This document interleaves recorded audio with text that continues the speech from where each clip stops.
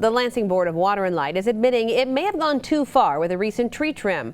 A local family reached out to us after one of their trees got a clean shave on one side.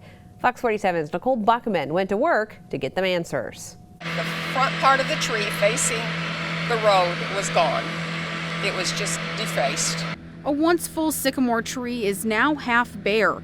George and Carol Curtis say the BWL was excessive when clearing limbs near their power lines. I thought it would just be on the top, but yet far away enough from the power line so that if there was any growth, but to completely go down the entire tree and take even the bottom branches off, I thought that was a little bit too much. Because of the tree's proximity to such an active road like Washington, homeowners were saying that cars were even stopping by yesterday to comment on the condition of the tree. And said, oh my goodness, they really did a good job on that, didn't they?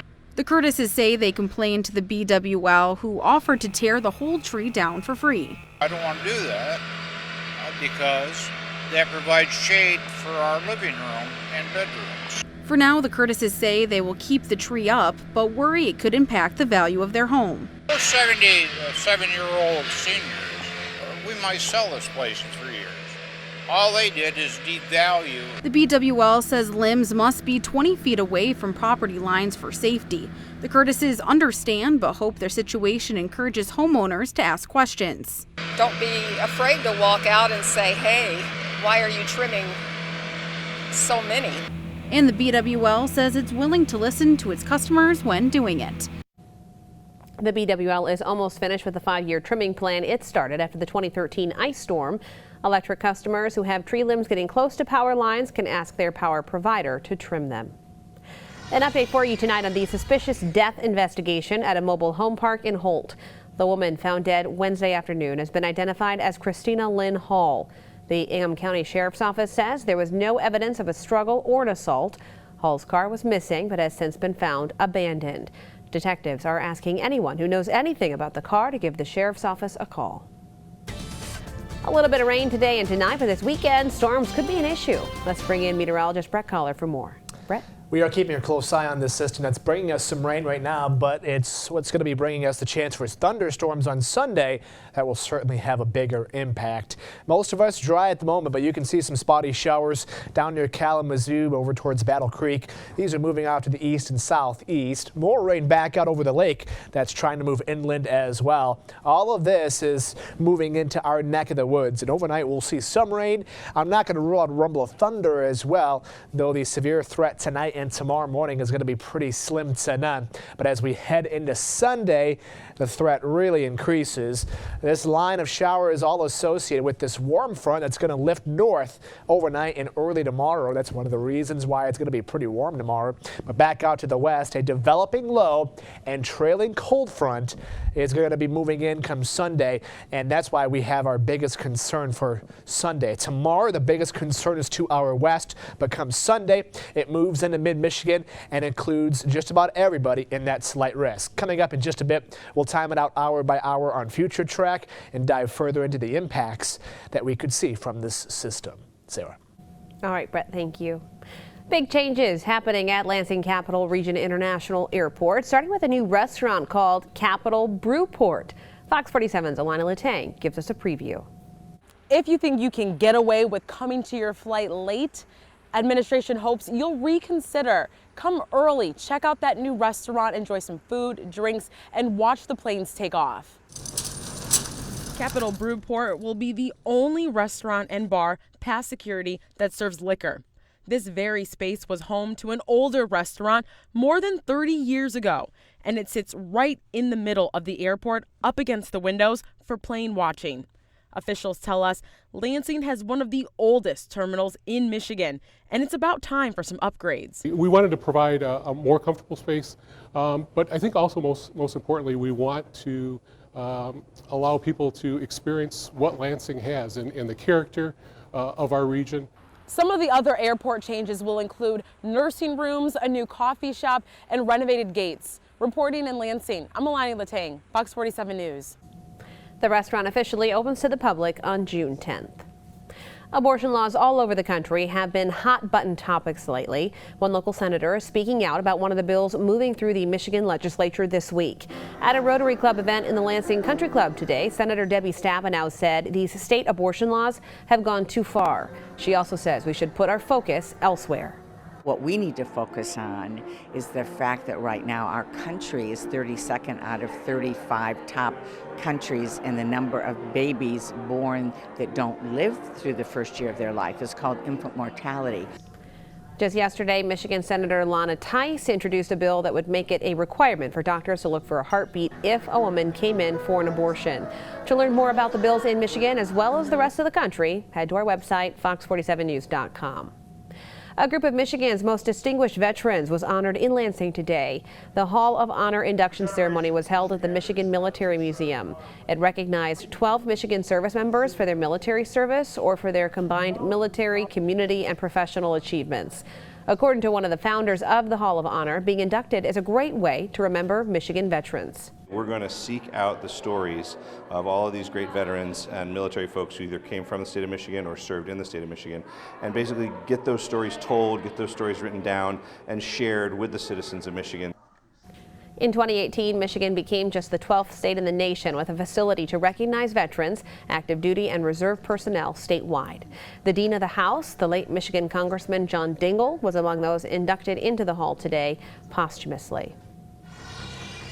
A local elementary school opened a 50-year-old piece of history today. Urbison Woods Elementary School found a time capsule from 1969 during construction in June, and they finally got a look inside today. The copper box held a yearbook, class schedule, newspaper clippings, and even the middle school's blueprints. Students and staff were eager to open it. Now the school is thinking about how this generation can leave a lasting imprint like the class of '69 did. I think that's the goal of every teacher, is to kind of make learning come alive, and this was a perfect opportunity to bring history right to them. Instead of just reading a textbook, they can see that people went through all this effort. The school doesn't have any plans right now to make a time capsule, but administrators say it's not out of the question. If you're looking for something to do this weekend, you may want to head over to the East Lansing Art Festival. Hundreds of artists and crafters will set up tonight for the festival opening tomorrow. Musicians will also be playing tomorrow from 11 a.m. until 6 p.m.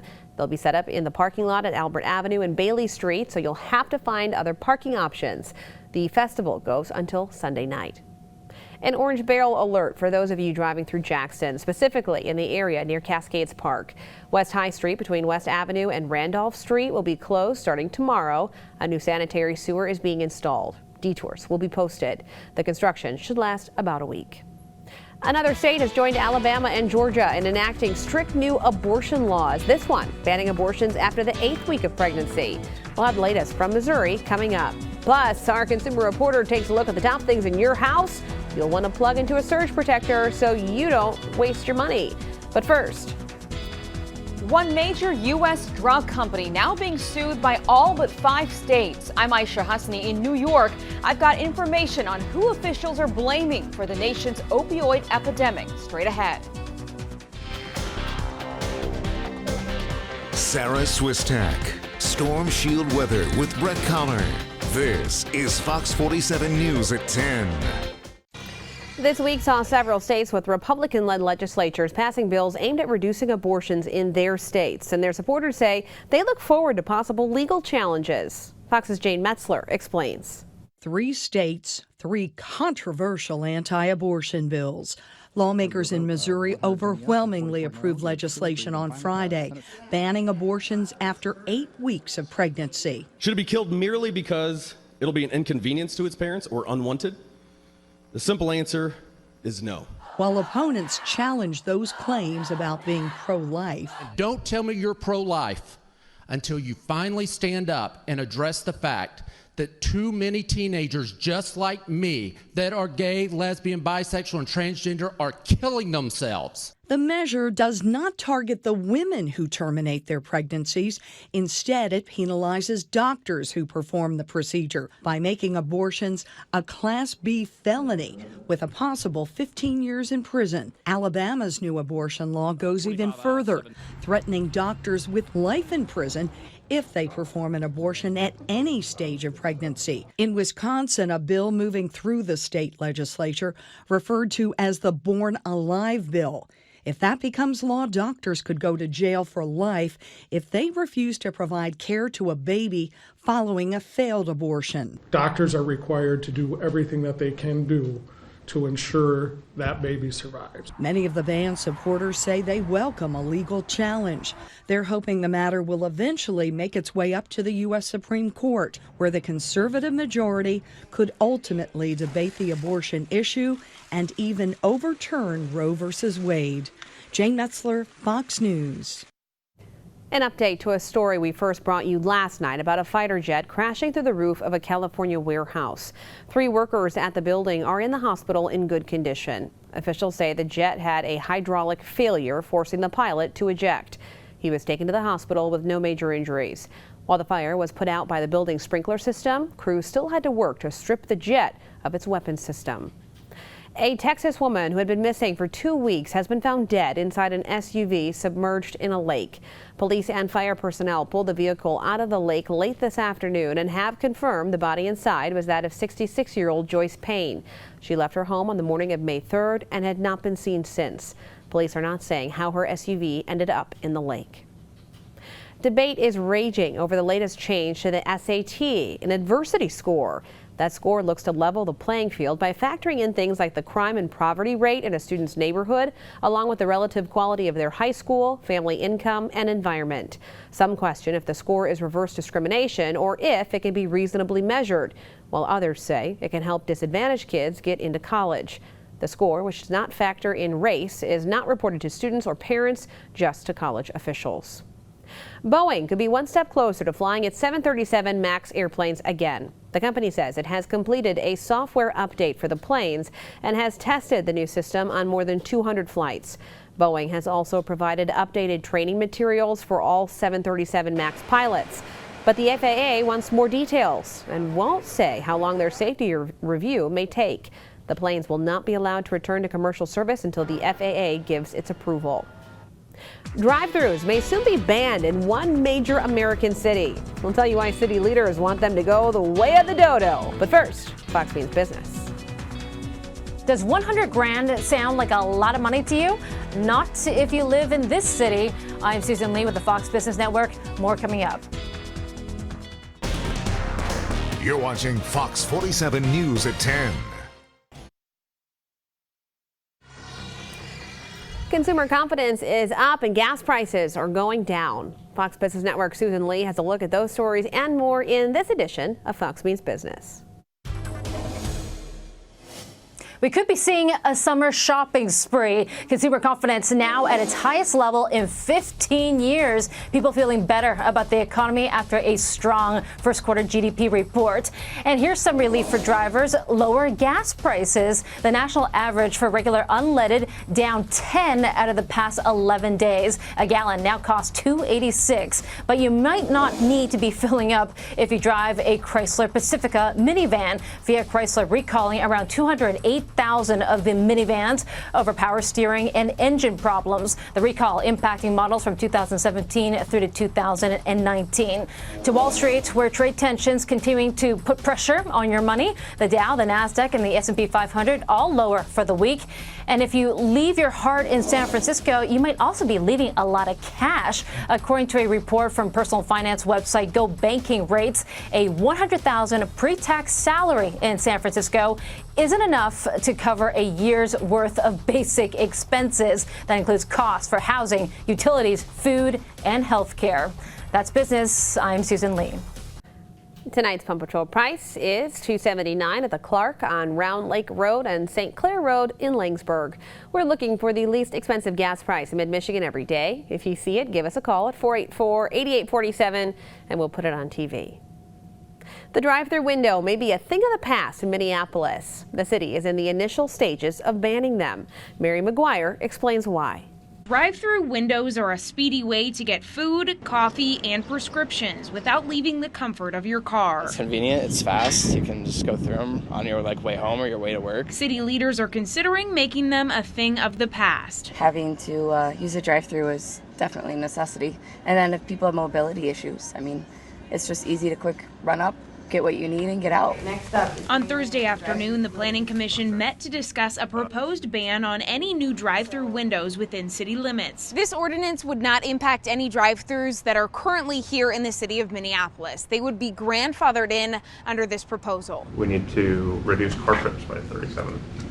President Sam Rockwell says the move would reduce carbon emissions made by idling cars and increase pedestrian safety. Drive-throughs, traffic lanes, parking facilities, they all produce something called induced demand, which is sort of a build it, if you build it, they will come. When asked about the impact it would have on the elderly and the disabled who can't move from their cars quickly, he claims building neighborhood communities could be a solution. Go to a city like a London or a Paris or a New York or a Boston, and neighbors help their elderly neighbors up the stairs with their groceries. They know them.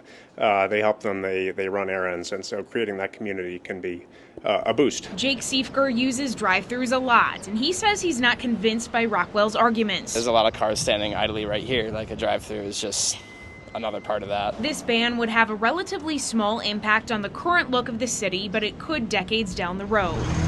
Right now, drive-thrus are only allowed in 6 of the city's 23 zoning districts, and only a couple are built each year. There will be a public hearing for the proposal next month. The City Planning Commission will vote on it, and if passed, City Council could take up the issue. Staying safe when shopping on social media. Local law enforcement sharing their tips tonight after a pregnant woman was found murdered in Chicago after responding to a listing for baby clothes.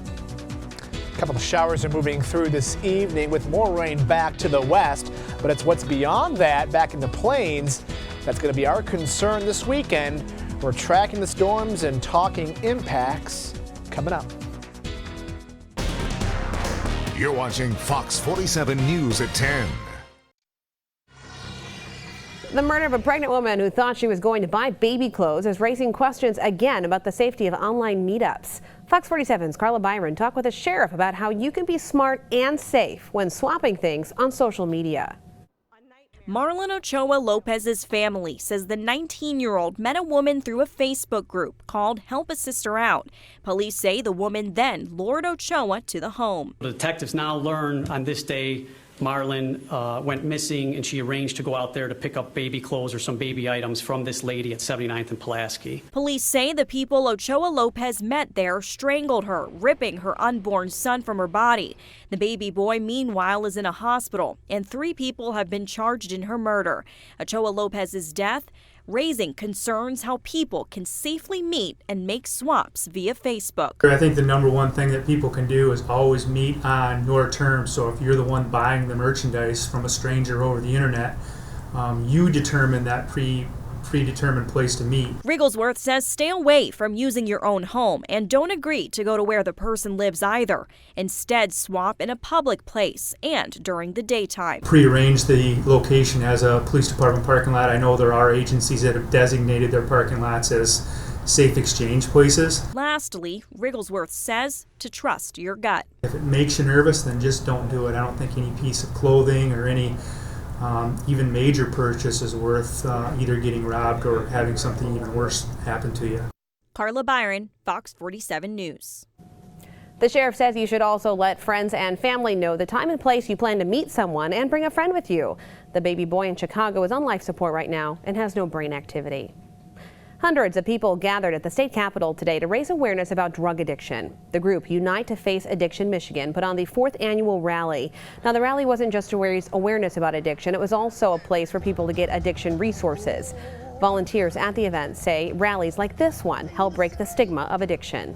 It does not matter who you are, how much money you have. It does not stipulate anything. It affects everybody. Several speakers shared their stories of addiction, all while advocating for more access to prevention, treatment, and recovery services across the state.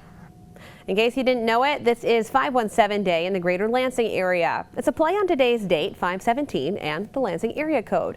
There are a number of events marking the occasion, from music at the Lansing Center gazebo to performances at Cooley Law School Stadium. The Lansing Brewing Company even hosted a party tonight. The festivities continue tomorrow with more music, food, and crafts all around the downtown area. Michigan State Police need your help finding these fugitives. Keith Connolly has numerous warrants for his arrest, including felony probation violation for fleeing and eluding police. He's been known to be in the Jackson area. Anthony Hetler has previously been seen in the Lansing area. He's wanted for felony charges for operating while intoxicated. Jeffrey Sadler Purchase has multiple warrants for his arrest, including resisting and obstructing. If you have any information on these fugitives, you're urged to call 911 or the number listed there on your screen. We've had some rain move through today, and there's more on the way. Meteorologist Brett Collar has the stormy details coming up next. You're watching Fox 47 News at 10. Your Storm Shield forecast with meteorologist Brett Collar, only on Fox 47 News at 10.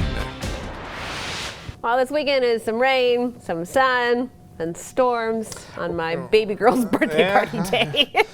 Maybe if you guys are out a little bit early, you'll be okay. But as we head throughout the day Sunday, there's going to be the increasing chance for some thunderstorms. The Storm Prediction Center already looking out for things, as they have all of us here in mid-Michigan encompassed in that yellow shade. That's a slight risk for severe weather. A pretty good chance that we're going to get some strong storms, maybe severe. We'll talk about the impacts here coming up in just a bit. Outside right now, things are quiet, dry in Jackson after a couple of passing showers earlier today. We'll see a few more move through overnight tonight and early tomorrow. We're still near 60 degrees, so a nice evening temperature-wise, but there is some light spotty rain moving through southwest Michigan right now. You can see some more crossing over the lake as we speak. Nothing more from this than just some light rain activity. But overnight tonight, we'll see a little bit more of this. This all associated with this warm front that's kind of stable or almost stationary right now. But that front is going to lift north early tomorrow morning. That's why the chance for rain stays with us through about noontime tomorrow. But then comes Sunday, our attention then turns to this developing cold front back in the plains. And that's what will give us a pretty good chance for some showers and thunderstorms. We'll time it out for you on Future Track tonight. Just a few passing showers. By daybreak, yeah, we'll see some rain, and I'm not going to rule out a rumble of thunder. I think the severe threat tomorrow morning is going to be slim to none. But as we head into Sunday, that changes. This rain lifts north as we head towards lunchtime, then decreasing clouds, and that means more sunshine as we head into the afternoon. I think the second half of Saturday looks a lot better and warm as well. We're talking highs in the middle to upper 70s. We'll jump ahead to Sunday morning, and you'll see that we should be dry early on. Waking up at 7 or 8 a.m. may even see a decent amount of sunshine. But watch what happens as we head into the afternoon. We'll see a few showers and thunderstorms fire off with that daytime heat. It's going to be a warm day. It's going to be an unstable air mass in what we call the warm sector. So we will likely have a few showers and storms fire off. They're not going to be widespread, but they will be out there. As we head into the later afternoon and the evening hours, we'll watch the cold front itself move through. Here's 5 p.m. I'm thinking the time frame is a good 4 to 7 p.m. as that line moves from west to east. And with this line, there could be some gusty winds, maybe some hail as well. I think that's going to be our biggest concern. That should be out of here at around 8 p.m. So breaking down the impacts tonight, just a few passing showers, not much. A couple of showers for your Saturday morning, maybe a rumble of thunder in there, but the severe threat looks slim to none. By far, the biggest concern is going to be Sunday, showers and thunderstorms. The biggest concern, good chance that some of these storms that are on the stronger side could be producing hail, some strong winds, and even though the tornado threat is minimal, it cannot be completely ruled out. So tonight, just a couple of passing showers are expected, lows in the upper 40s. Tomorrow, we're back in the middle to upper 70s. Going to be a warm day, that's for sure, with showers early, then sunshine as we head through the afternoon and into the evening. Your 1-800-HANSON's weather kid is almost 2-year-old Levi of Leslie. Here's your 7-day showers and storms Sunday, an active weather day. Stay tuned, that's for sure. Drying out and cooler on Monday. More rain by the middle part of next week. And then again Friday with highs getting close to 80. All right, let's check your 3-degree guarantee. Our forecasted high for tomorrow, 77 degrees. If we're right, we will donate $50 to the Greater Lansing Food Bank, and if we miss it, we'll double it. Today we hit a high of 67 degrees. We were forecasting 66. So we're going to donate $50, taking our total from 700 to 750. We're now 3 days in a row on our current 3-degree guarantee streak.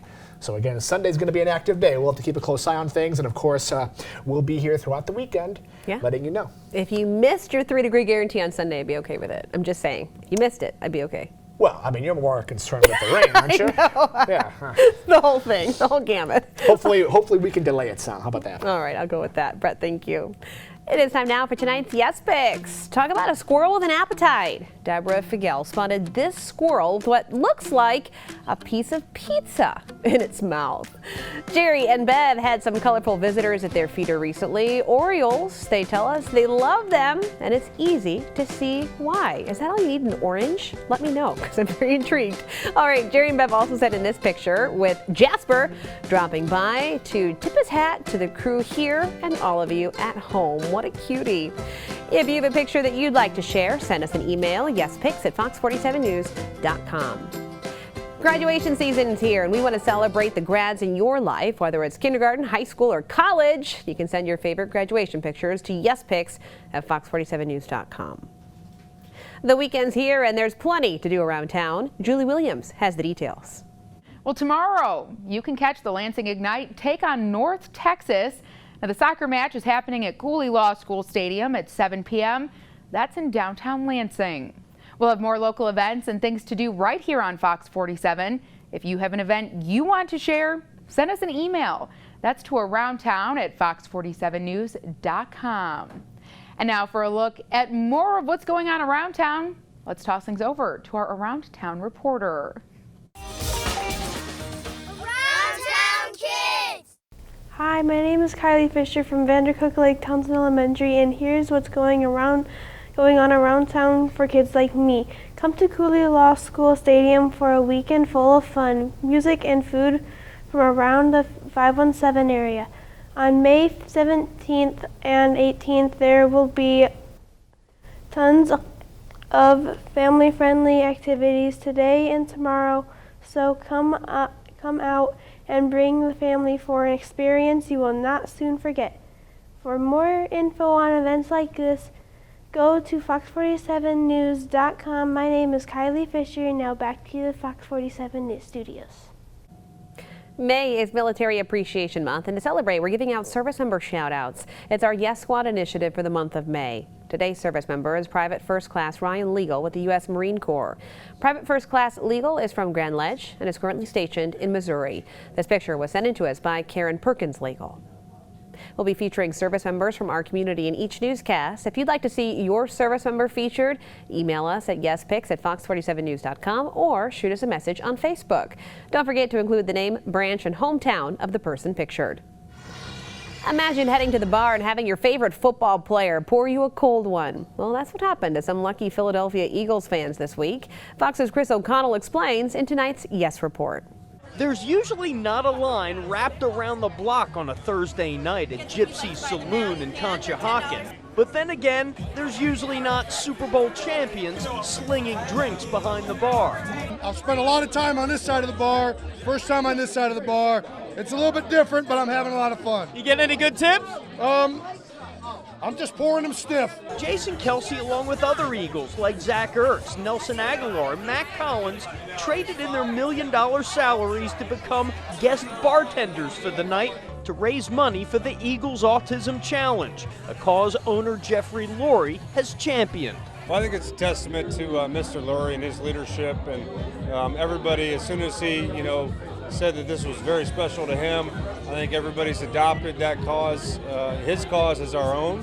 I'm always here to support good causes. Autism, is really near and dear to me anyway. For players, it's a chance to relax, hang out, and throw a few back with some fans. No, this is awesome, man. Just getting everyone out here and just being able to interact with people is so much fun, man. So we know how they are on the field. We wanted to know how these birds are at bartending. Listen, I'll turn everybody up. If they want to turn up, if I could go on the sidelines during games and sell beers, I might do it. What's your specialty? I can do it all. How do you make a Harvey Wallbanger? No idea. Do you know what's in a Harvey Wallbanger? No clue. Do you know what's in a Rum Moscow and Coke. Mule? I'm just pouring rum and everything. Do you know what's a rum and Coke? I got that one. They're just like us. They're drinking, they're having a good time, they're enjoying themselves. It's pretty awesome. Did you tip well? Of course! Well, the Baby Shark song is making a comeback, but this time it's for a good cause. How it's helping teach children to save lives up next in tonight's health headlines. You're watching Fox 47 News at 10. Fox 47 Sports at 60 starts now. Detroit Lions great Calvin Johnson is opening a mega medical marijuana facility in Bay County. He owns the company called Primitive with former Lion Rob Sims. They're waiting for state approval before grow operations can begin in a vacant building in Coquitlam Township. Johnson retired from the NFL a few years ago. He said he used cannabis to help his ankles feel better when he competed on Dancing with the Stars. Former NASCAR driver Dale Earnhardt Jr. has been announced as the pace car driver for this year's Indy 500. He'll lead the field of 33 to the green flag in a brand new Corvette before heading up to the broadcast booth to call the race. His father, Dale Sr., won NASCAR's race on the famous